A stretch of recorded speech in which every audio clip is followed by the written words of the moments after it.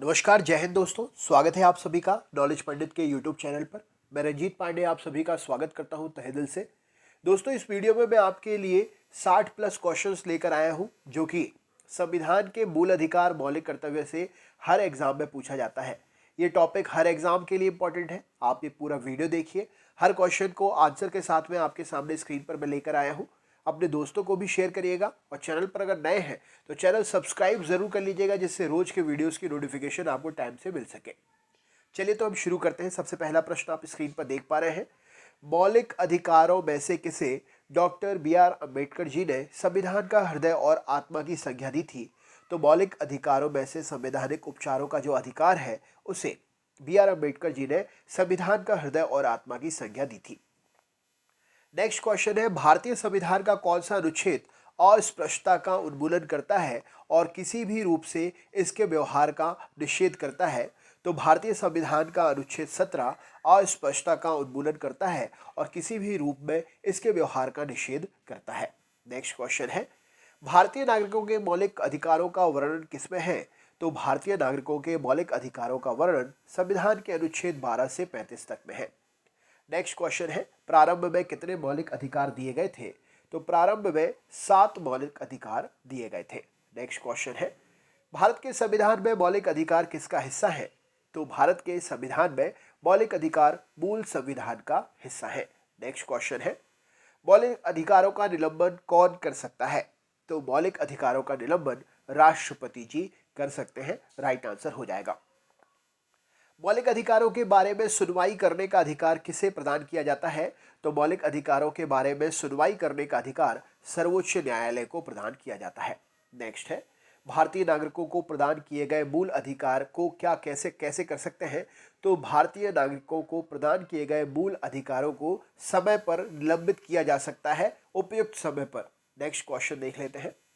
भारतीय संविधान के अंतर्गत मूल अधिकारों का संरक्षक कौन है? तो भारतीय संविधान के अंतर्गत मूल अधिकारों का संरक्षक न्यायपालिका को माना जाता है। मौलिक अधिकारों का प्रमुख उद्देश्य क्या है? तो मौलिक अधिकारों का प्रमुख उद्देश्य है व्यक्तिगत स्वतंत्रता को सुनिश्चित करना। नेक्स्ट है, भारतीय संविधान के अनुच्छेदों में से कौन सा विधायन सत्ता पर पूर्ण नियंत्रित करता है या लगाता है? तो भारतीय संविधान के अनुच्छेदों में से अनुच्छेद 14 जो है विधायन सत्ता पर पूर्ण नियंत्रण लगाता है।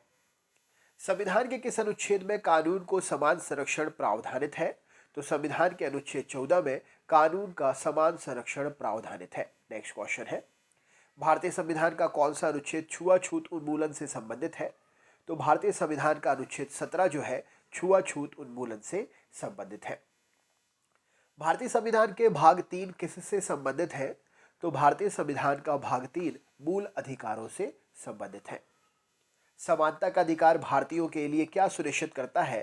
तो समानता का अधिकार भारतीयों के लिए धार्मिक समानता, आर्थिक समानता और सामाजिक समानता उपयुक्त सभी सुनिश्चित करता है। धर्म आदि के आधार पर विभेद या प्रतिषेध भारत के संविधान का अनुच्छेद 15 जो है एक मूल अधिकार है, जिसे किसके अधीन वर्गीकृत किया जाएगा? तो भारत के संविधान का अनुच्छेद 15 जो है ये समता के अधिकार के अंतर्गत वर्गीकृत होगा। ऑप्शन नंबर डी यहाँ सही उत्तर हो जाएगा। निम्नलिखित अनुच्छेद में से कौन भिन्न वर्ग में आता है? तो अनुच्छेद 19 भिन्न वर्ग में आता है। राइट आंसर हो जाएगा बाकियों से। चेन्नई राज्य बनाम चंपकम दो राय राजन मुकदमे में भारतीय सर्वोच्च न्यायालय के निर्णय के परिणाम स्वरूप किस मौलिक अधिकार को संशोधित किया गया था? तो भारतीय सर्वोच्च न्यायालय के निर्णय के परिणाम स्वरूप भेदभाव के विरुद्ध के अधिकार जो है उसमें संशोधन किया गया था। भारत का संविधान स्पष्टतः प्रेस की आज़ादी की व्यवस्था नहीं करता है, किंतु यह आज़ादी किस अनुच्छेद में अंतर्निहित है? तो भारतीय संविधान के अनुसार प्रेस की आज़ादी 19(1) अ में निहित है। ऑप्शन नंबर ए सही उत्तर हो जाएगा। भारत के संविधान का कौन सा अनुच्छेद प्रेस की स्वतंत्रता से संबंधित है? तो अनुच्छेद 19 भारत के संविधान का जो है प्रेस की जो कहे स्वतंत्रता से संबंधित है। नेक्स्ट क्वेश्चन है, प्रेस की स्वतंत्रता किस अधिकार में निहित है? तो प्रेस की स्वतंत्रता भाषण स्वातंत्र्य के अधिकार में निहित है। निम्नलिखित में से कौन मौलिक अधिकार नहीं है? तो हड़ताल पर जाने का अधिकार यह मौलिक अधिकार की श्रेणी में नहीं आता है। राइट आंसर हो जाएगा। भारतीय संविधान का कौन सा अनुच्छेद व्यक्ति के विदेश यात्रा के अधिकार को संरक्षण प्रदान करता है?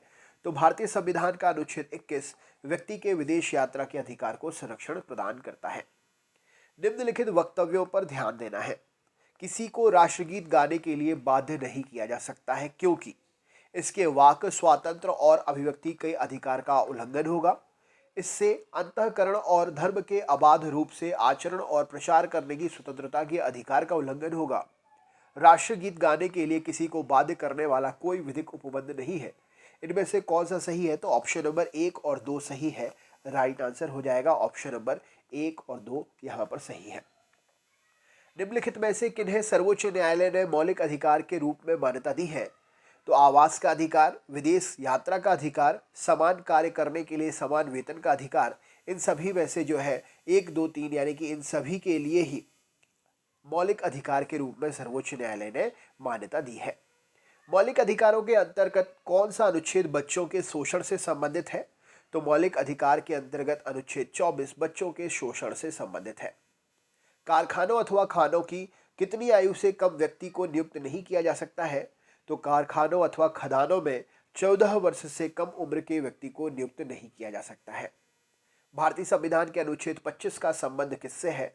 तो भारतीय संविधान के अनुच्छेद 25 का संबंध धर्म की स्वतंत्रता से है। राइट आंसर हो जाएगा। संविधान के किस अनुच्छेद द्वारा सिखों द्वारा कृपाण धारण करने धार्मिक स्वतंत्रता का अंग माना गया है? तो सिख समुदाय के द्वारा जो सिख है वो कृपाण धारण करते हैं, यह अनुच्छेद 25 के अंतर्गत स्वतंत्रता का अंग माना गया है, धार्मिक स्वतंत्रता का अंग माना गया है। भारतीय संविधान का कौन सा अनुच्छेद अल्पसंख्यकों को अपनी मनपसंद शिक्षण संस्थाओं को स्थापित तथा संचालित करने का संरक्षण प्रदान करता है? तो भारतीय संविधान का अनुच्छेद 30 जो है अल्पसंख्यकों को अपने मनपसंद शिक्षण संस्थान स्थापित करने और उन्हें संरक्षण प्रदान करने का अधिकार देता है। नेक्स्ट है, धार्मिक स्वतंत्रता का अधिकार किस अनुच्छेद के द्वारा दिया गया है? तो अनुच्छेद 25 के द्वारा धार्मिक स्वतंत्रता का अधिकार दिया गया है। भारतीय संविधान के किस अनुच्छेद में संवैधानिक उपचारों का अधिकार दिया गया है? तो भारतीय संविधान के अनुच्छेद 32 में संवैधानिक उपचारों का अधिकार मिलता है। कौन सा अधिकार भारतीय संविधान के अनुच्छेद 32 के अंतर्गत प्रवर्तित किए जा सकते हैं? तो मौलिक अधिकार जो है अनुच्छेद 32 के अंतर्गत प्रवर्तित किए जा सकते हैं। मौलिक अधिकारों को लागू करने के लिए इनमें से किसी न्यायालय द्वारा जारी क्या कर सकते हैं? तो मौलिक अधिकारों को जारी करने के लिए, लागू करने के लिए एक न्यायालय समादेश यानी कि रिट जारी करता है। व्यक्तिगत स्वतंत्रता के लिए कौन सी रिट दायर की जा सकती है? तो व्यक्तिगत स्वतंत्रता के लिए बंदी प्रत्यक्षीकरण रिट दायर की जा सकती है। कौन व्यक्तिगत स्वतंत्रता से संबंधित है? तो बंदी प्रत्यक्षीकरण व्यक्तिगत स्वतंत्रता से संबंधित है। राइट आंसर हो जाएगा। किस स्थिति में बंदी प्रत्यक्षीकरण याचिका जारी की जा सकती है? तो दोषपूर्ण पुलिस नजरबंदी की नीति में या इसके समय बंदी प्रत्यक्षीकरण याचिका दायर की जा सकती है। किसी रिट या याचिका का शाब्दिक अर्थ होता है हम आदेश देते हैं, तो इसे कहते हैं परमादेश। जो रिट होती है परमादेश आदेश याचिका रिट जो है, इसका मतलब होता है हम आदेश देते हैं। निम्नोक्त समादेशों में से कौन सा समादेश किसी अवैध व्यक्ति से सरकारी पद को बचाने के लिए जारी किया जा सकता है? तो किसी अवैध व्यक्ति से सरकारी पद को बचाने के लिए अधिकार प्रक्षा रिट जारी की जा सकती है। एक ऐसी याचिका जो न्यायपालिका द्वारा जारी की जाती है तथा जिसमें कार्यपालिका को कहा जाता है कि वह यह कार्य करे जो उसे प्राप्त शक्तियों के अंतर्गत करना चाहिए, ये रिट क्या कहलाती है? तो ये रिट मैंडेमस रिट कहलाती है। ऑप्शन नंबर बी यहाँ पर सही उत्तर हो जाएगा। न्यायालय द्वारा जारी किए गए परमादेश के माध्यम से न्यायालय क्या कर सकता है? तो न्यायालय किसी व्यक्ति या संस्था को उसके सार्वजनिक दायित्वों तथा कर्तव्यों का पालन करने के लिए जारी कर सकता है writ. Option number D right answer है। कौन मूल अधिकारों के अंतर्गत नहीं आता है? तो संपत्ति का अधिकार मूल अधिकार के अंतर्गत नहीं आता है, कानूनी अधिकार के अंतर्गत आता है। भारतीय संविधान के तहत कौन सा एक मौलिक अधिकार नहीं है?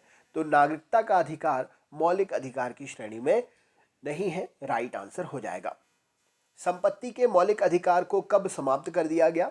तो संपत्ति के मौलिक अधिकार को 1978 में संविधान के 44वें संशोधन के द्वारा समाप्त कर दिया गया। संपत्ति का अधिकार अब क्या है? तो जैसा कि मैंने अभी आपको बताया, संविधान के अंतर्गत कानूनी अधिकार बन गया है संपत्ति का अधिकार। नेक्स्ट क्वेश्चन है, निम्न में से कौन सा मौलिक अधिकार नहीं है? तो संपत्ति का अधिकार अब एक कानूनी अधिकार है, मौलिक अधिकार नहीं है। भारतीय संविधान के अनुसार संपत्ति का अधिकार क्या है? तो यह एक विधिक अधिकार है, कानूनी अधिकार है। राइट आंसर हो जाएगा। भारत के संविधान के अनुसार संवैधानिक अधिकार है कौन, किंतु मूलभूत अधिकार नहीं है। तो संपत्ति का अधिकार कानूनी अधिकार है, लेकिन मूलभूत अधिकार नहीं है।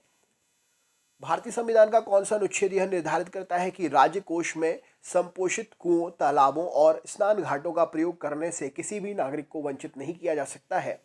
तो अनुच्छेद 15 यह बतलाता है कि राजकोष से संपोषित कुओं, तालाबों और स्नान घाटों का प्रयोग करने से किसी भी नागरिक को वंचित नहीं किया जा सकता है। मौलिक अधिकार में कौन सी बात की स्वतंत्रता नहीं है? तो हड़ताल पर करने की आजादी की स्वतंत्रता मौलिक अधिकार में नहीं है। किस वाद ने संसद को मौलिक अधिकारों में संशोधन का अधिकार दिया? तो केशवानंद भारतीवाद में संसद को मौलिक अधिकार में संशोधन करने का अधिकार दिया। नेक्स्ट है, किसी न्यायालय अथवा न्यायाधिकरण के आदेश को रद्द करने के लिए कौन सी रिट जारी होती है? तो इसमें उत्प्रेक्षण रिट जारी होती है। राइट आंसर हो जाएगा ऑप्शन नंबर डी, सही उत्तर है। कौन सा मूल अधिकार विदेशी नागरिकों को प्राप्त नहीं है? तो अभिव्यक्ति की स्वतंत्रता का अधिकार विदेशी नागरिकों को प्राप्त नहीं है। 6 वर्ष की आयु से 14 वर्ष की आयु के बीच सभी बच्चों या शिशुओं को शिक्षा का अधिकार कौन से अधिकार के अंतर्गत आता है? यह एक मूल अधिकार है जो 6 वर्ष से 14 वर्ष की आयु के बच्चों को शिक्षा के अधिकार के रूप में मिला है। समानता का अधिकार संविधान में निम्नलिखित अनुच्छेदों में से किसके अंतर्गत दिया गया है? तो अनुच्छेद यहाँ पर अनुच्छेद 14, अनुच्छेद 15 और अनुच्छेद 16 समानता के अधिकार से संबंधित है। 2, 3, 4 यहाँ पर सही उत्तर हो जाएगा। नेक्स्ट है, संविधान के अंतर्गत बंदी प्रत्यक्षीकरण समादेश जारी करने का अधिकार किसमें निहित है? तो बंदी प्रत्यक्षीकरण समादेश जारी करने का अधिकार उच्च तथा उच्चतम न्यायालय दोनों में निहित है। निम्नलिखित में से कौन सा मूल अधिकार नहीं है? तो संपत्ति का अधिकार मूल अधिकार की श्रेणी से हटा दिया गया है। नेक्स्ट क्वेश्चन देख लेते हैं। परमादेश याचिका यानी कि रिट ऑफ मैंडमस का क्या अर्थ है? तो इसका अर्थ होता है हम आदेश देते हैं।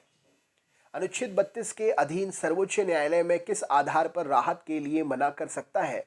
तो अनुच्छेद 32 के अंतर्गत किसी की मूल अधिकार का उल्लंघन नहीं है, इस आधार पर राहत के लिए मना कर सकता है न्यायालय। राइट आंसर हो जाएगा कि किसी भी मूल अधिकार का उल्लंघन नहीं हुआ है। किसी अर्ध न्यायिक या सार्वजनिक अधिकारी को अपनी अनिवार्य कर्तव्य के लिए मजबूर करने के उद्देश्य से उच्चतम न्यायालय कौन सी रिट जारी करता है? तो इसे परमादेश रिट कहते हैं, जो उच्च न्यायालय जारी करता है। संविधान के अनुच्छेद 17 और अनुच्छेद 18 में क्या व्यवस्था है? तो संविधान के अनुच्छेद 17 और 18 में सामाजिक समता की व्यवस्था की गई है। भारत में उच्चतम न्यायालय ने किस मामले में माना था कि मौलिक अधिकारों में संशोधन नहीं किया जा सकता है? तो गोलकनाथ मामले में संविधान ने माना था कि न्यायालय ने माना था कि मौलिक अधिकारों में संशोधन नहीं किया जा सकता है। कौन सा भारत के संविधान के मूल अधिकारों का अंश नहीं है? तो उद्योग के प्रबंधन में श्रमिकों की सहभागिता मूल अधिकारों के अंश में नहीं आता है। भारतीय नागरिकों के मौलिक अधिकारों में युक्ति युक्त प्रतिबंधों को आरोपित करने की शक्ति किसके पास है? तो ये शक्ति संसद के पास है। सही उत्तर हो जाएगा। किसी कैदी को न्यायालय के समक्ष प्रस्तुत करवाने के लिए रिट जारी होती है, वह कौन सी है? तो किसी कैदी को न्यायालय के समक्ष प्रस्तुत करवाने के लिए बंदी प्रत्यक्षीकरण रिट जारी होती है। ऑप्शन नंबर बी सही उत्तर हो जाएगा। तो दोस्तों, ये थे क्वेश्चन मौलिक अधिकार मूल अधिकार से संबंधित।